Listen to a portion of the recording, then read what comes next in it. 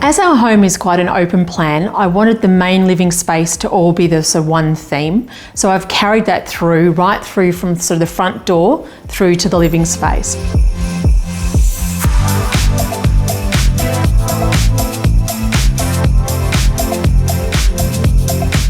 And obviously the centre of that is our dining table here with our Christmas tree next to it. So I thought to start by talking through what I've done on the dining table here. I always love to have a garland down the middle of the table, and when I do that, I always use powered lights. It does mean I have a cord that's coming out the back of my, at the end of my table, and I do then just tape it under the table so that it's secure and no one's going to trip on it. But I like the convenience of having powered lights. It's also brighter than battery, so that's where I always start. So this is just a garland I cut to size as my base, and then I've simply used my ribbons that I've got in the tree and tied that through the garland and added some of the same decorations I've got in the tree. So it's really replicated the look into both spaces. That's obviously quite a busy piece, so I wanted to keep everything else pretty simple on the table and just matching and elegant. So I've gone with plain candles. We've got the pink glasses, but they're simple design of glasses. The placemats, I've got again the pale pink. I've used 2 layers in the placemat, so you'll see that you've got the pale pink placemat itself, then a charger plate in the red, working our 2 colours through, and then your white plates on top. So we're really complementing the theme through everything we're doing there. Again, pale pink napkin on top, and just a simple decoration that we've used that's in our tree with the name tag on it as a way to personalise the space itself.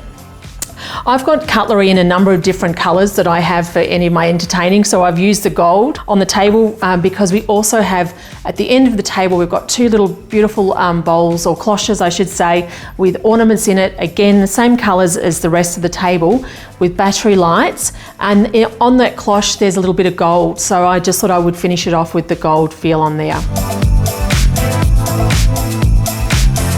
So of course, right next to my dining table, I've got the Christmas tree, and this is the main family tree that we have. We always have it positioned here. This is a 2.28 metre or 7.5 foot tree that I've used. It's our Cambridge tree. I've really heavily lit this, so this isn't pre-lit. I do like wherever I can to have my lights and my tree separate, because it does mean, God forbid something happens to the lights, it means my tree is still fine and I can just replace the lights for it. So I've actually used the same kind of little cluster lights, which are very close together, that I've used on the garlands and on the centerpieces throughout the house. I've actually laid them through the tree. So there's over 5,000 lights on that tree this year. So that gives us a beautiful warmth and glow to start with. Then when we decorate the tree, I always love to start with the tree topper itself. So obviously the lollipops and the sort of candy theme in the red, white and pink is the theme going through the house. So we've used the lollipops in the 25 centimetre diameter lollipop as well as the 20 centimetre size, and sprayed them out at the top of the tree.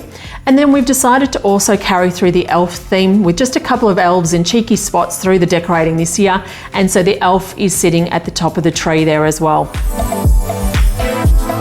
The next thing we always do is use a larger size bauble. So I've used a 15 centimetre diameter bauble in the red, and rather than them being on the outside of the tree, they're actually pushed a little bit more onto the inside of the tree. So you get that lovely richness and depth to the tree by doing that. When we position something like those larger balls, we kind of create a bit of a diamond pattern with the baubles on the tree, and that gives us our base. So tree topper, the baubles, and then we work on our ribbon. So next we like to add the ribbon to the tree. So on this tree what I've done is actually cut the ribbon into pieces. They're about 50 centimetres long, and then we've used bind wire, or you can use pipe cleaners or florist wire, to tie the pieces of ribbon into the tree.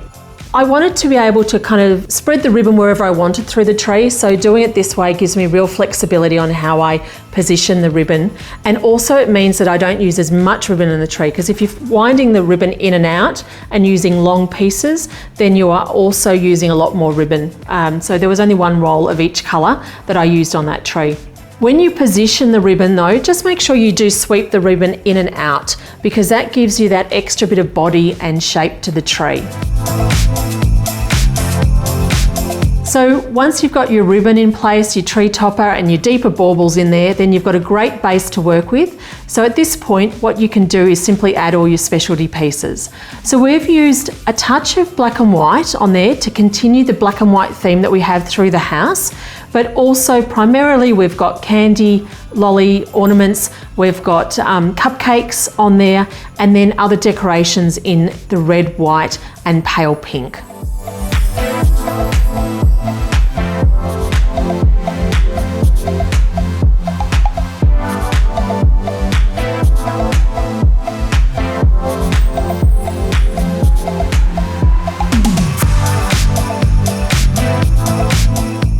And finally, the last thing we add to the tree is the gorgeous rope.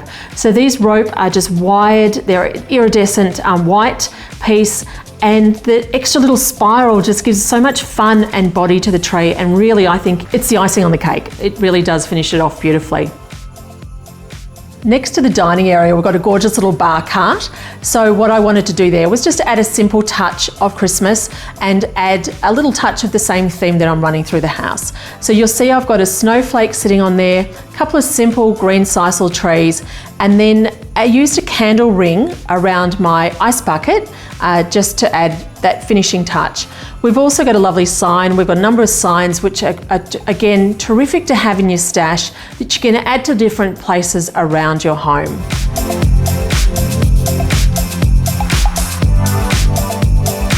The kitchen this year, I decided to make a real feature of my brand new lights because I'm really happy with them, I love them.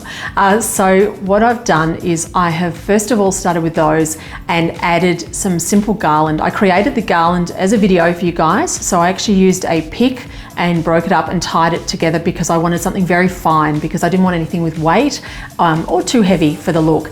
I also then just added an elf to one of them as just a little, extra piece of decoration to the light fittings.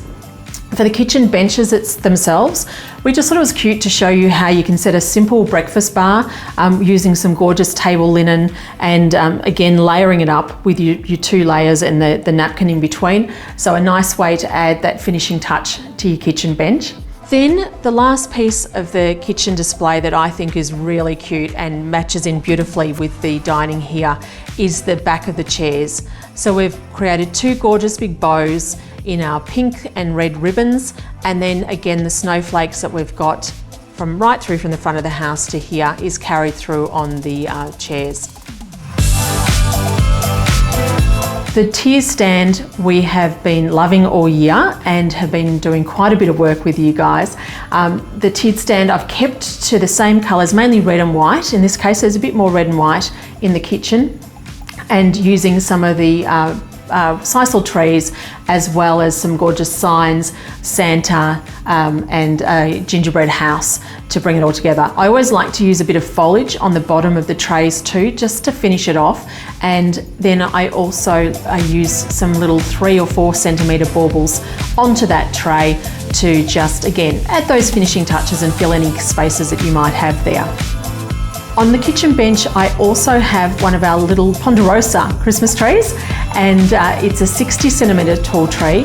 I've powered that again with plug-in lights, so I've got a 3.3 metre string of cluster lights. So the cluster lights are very close together, which is fantastic because you don't have a whole lot of cord you're trying to hide. You just end up with the brightness of the lights and no issues with cords.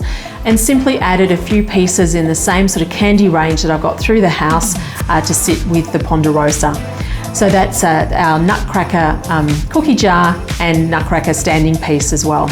And then as the final piece as part of that display is the gorgeous gingerbread house that Catherine made for me, which has got the ombre finish roof on it, which is the perfect match for my pink, white and red themed home.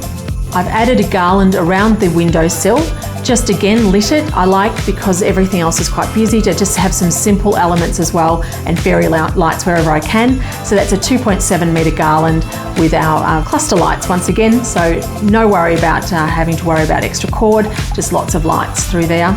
And then I've also run a garland across my range hood and added the snowflake, which we had at the front door as well as on our bar cart there. So we're carrying the same theme through the whole house. I'll be honest, my kitchen is normally not this tidy, but I am enjoying the Christmas touch to it. Thank you so much for joining me. I hope you've enjoyed it too. See you.